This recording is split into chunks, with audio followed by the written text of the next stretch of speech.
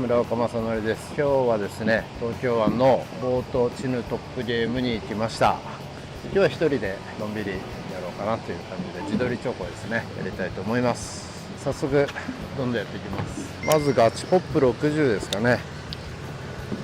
ちょっと濁ってますね。濁ってるとね、チヌトップはすごい出づらいんですよね。ほんとキワキワのチヌの真上に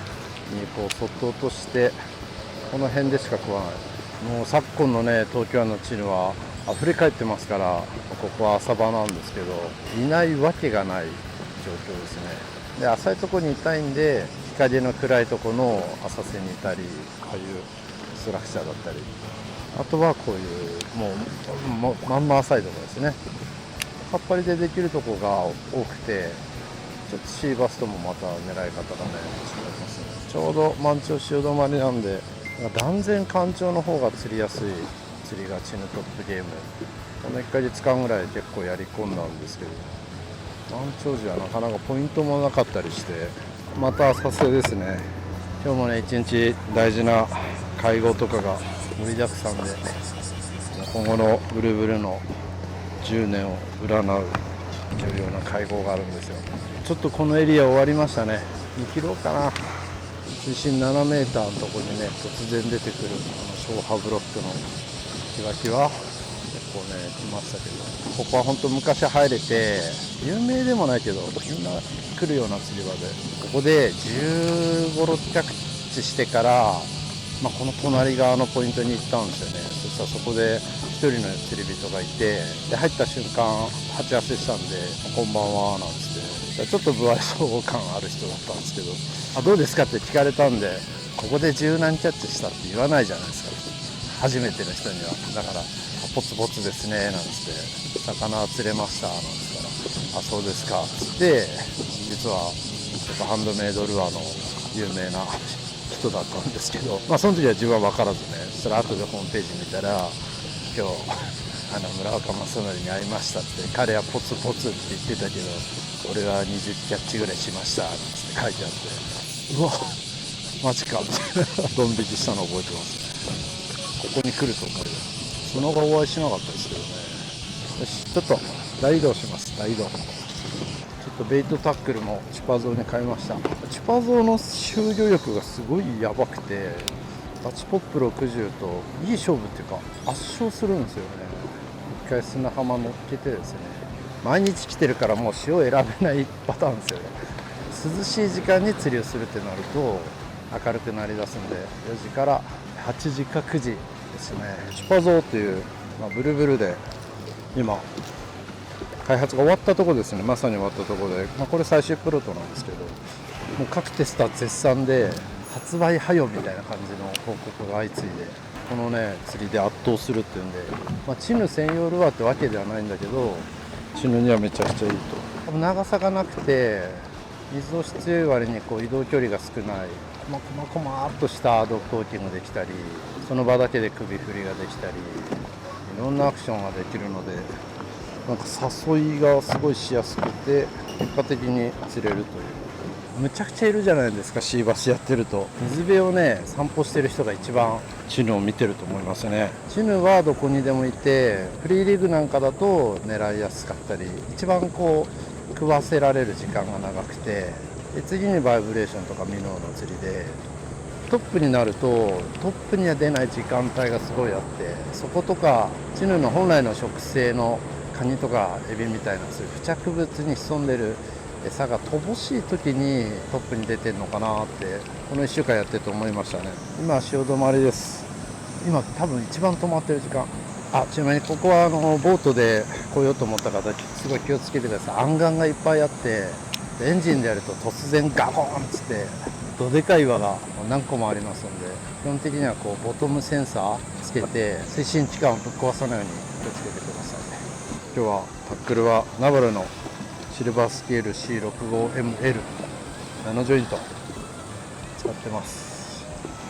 これがチヌトップもいいですね。バイスってねチヌ用のモデルがあるんですけど、フリーリーグとかだったらあっちの方がいいんですけど、トップ動かすんだったらナバルの方がとても使いやすい。リールはスティーズですね。おそらくトップにこだわらないでミノとか引けば出そうですけどね。やってみるか。出ないんだから。はい、それでは邪道のスーさんに入ってきま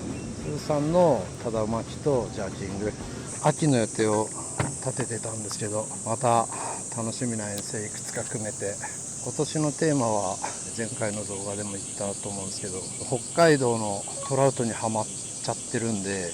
北海道遠征を2本入れたのと、ランカーシーバスレッドがね6月に筑後川でメーター取ったじゃないですか。でメーター取ったの久々だと思うんですけど、全然ダメでも毎年行っててさすがだなと思って、ルアーもね作って素晴らしいと思ったんで、俺もちゃんと毎年1回そういうメーターが出しやすい、出せそうと思う場所にちゃんと行かなきゃなと思って、ずっとね5年も6年も行って70、80、90こそ釣っててもメーター出なかったりするとどっかで燃え尽きて、今のね自分のハードスケジュールだとなんか新しい釣りする時に何かをやめないと、そもそもスケジュールが開かないんですよね。毎年恒例のみたいなとか、毎年のイベントってあるじゃないですか。フィッシングショーとか店舗のイベントとかね。で毎年出るっていうのを恒例にしてると自分自身もマンネリ化しちゃうのと、もう何よりスケジュールが開かなくて、それがねよろしくないと思うんで、遠征をねあるタイミングで諦めたり、諦めるというか一回他の今やりたいことの方にねシフトしたりするんですけど、レッドに刺激されましたね。あれは素晴らしいメーターオーバーでした。昭和47年組、秀林にしろレッドにしろすげえランカーハンターが揃ってて刺激になりますよね。シーバス狙っててチヌ釣れたっていうのは人生で百何十匹ぐらい釣ってるような気がしますね。チヌを狙って釣ったのまだ何十ですけど、今年の正月時点では10枚いかないぐらいだったと思うんで、狙って釣ったっていうのはまだ勉強中です。シーバスもね始まりますよ。7センチぐらい、これぐらいになると朝まずめだったり、雨の後ねどっかでズコズコズコって古き良きみたいなめったに見られないパターンになったと思いますけど、去年もそれで結構釣れたし、スーさんで食わなかったらガボツトップ日和だけどね、これもショートジャーキングですからね。スーさんのねもしカメメソッド何年前だろう。もしカーメよカーメさんよっつって止めんですけど、ここの一泊で結構食うんですよね。めちゃくちゃ流行って、それこそブローインのジャーキングとかそんな言葉が出てくる10年以上前からで、流行ると面白いのはこう自分たちが想定してない岸際にある10センチぐらいのさらしの中をスーさんはこれでちょんちょんちょんってやって3本出ましたとか、そんな釣りあんのみたいな話をいっぱい教わるんですよね。ある日めちゃくちゃ釣れなくて有名な汽水湖でそのスーさんを投げて1分ぐらい沈めてから、だから3メーターか4メーターですね、沈めてからちょんちょんちょんちょんってやると60から70のスズキが昨日は7匹でしたとか、そんな感じで現場で会った人に言われて、シーバスジャーニーに行った汽水湖で釣れなくて有名なとこ1箇所しかないから、ジャーニー見た人分かりますよね。ちょっと怖いけど行ってみますか。ナレージ50を忘れるという大失態を犯しました。魚はいるけどシーバス以上にこう見えるんで答え合わせが面白いですね。ほとんどやったことないけど、なんかブラックバスの釣りにも近いんじゃないかな。こういるっていうのが分かるっていう、ここで多分ジグヘッドワームとかだと食わせられるとかね、パターンフィッシング昔言ってたな誰かが、ブラックバスとチヌは一緒だっつって、ノーフィッシュで終わりたくない橋暗がりパターンで、涼しい、光はいいね。チューパーゾーンに戻しました。ここラストにしたいと思います。また発信もしたいですね。満潮時じゃなくて干潮時、むしろだからおかっぱりがいいんですよ。出しやすいだろうなって。次の干潮周り、自分東京にいないんですけど、その次の干潮周り8月下旬から9月頭の潮回りはおかっぱりで今度やってみようかなと思うぐらい、要は干上がって出てきたようなところですね。そういったところで釣りしてる人なら分かると思うんですけど、チヌウヨウヨいるじゃないですか。それがちょっとこうトップづくんですよね。一回潜るようなスライドアクションとその後の浮いた後の揺れがいいですね。千葉像は最終的には一番釣れる軽いところで出して、あとは現場に応じてリングとかでね調整してねっていうタイプのルアーになると思うんですけど、魚がだいたい岸から30センチぐらいのところいるんで、その30センチと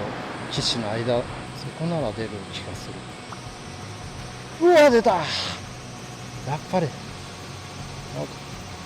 出たな。おらなっちゃう、やっとスイッチ入ったじゃん。うわやっと試合になってきたかな。そんな気がしたんだよな。いや派手に出ましたね今。よしラストヒットってな感じで、こんな感じで夏の早朝を過ごしております。トップやりながら喋るのむずい。流れに乗っけて流してる方が喋りながら釣りしやすいので、ということで終わりたいと思います。お疲れ様でした。暑い一日、皆様も夏バテに気をつけて良い日々をお過ごしください。チュバゾー。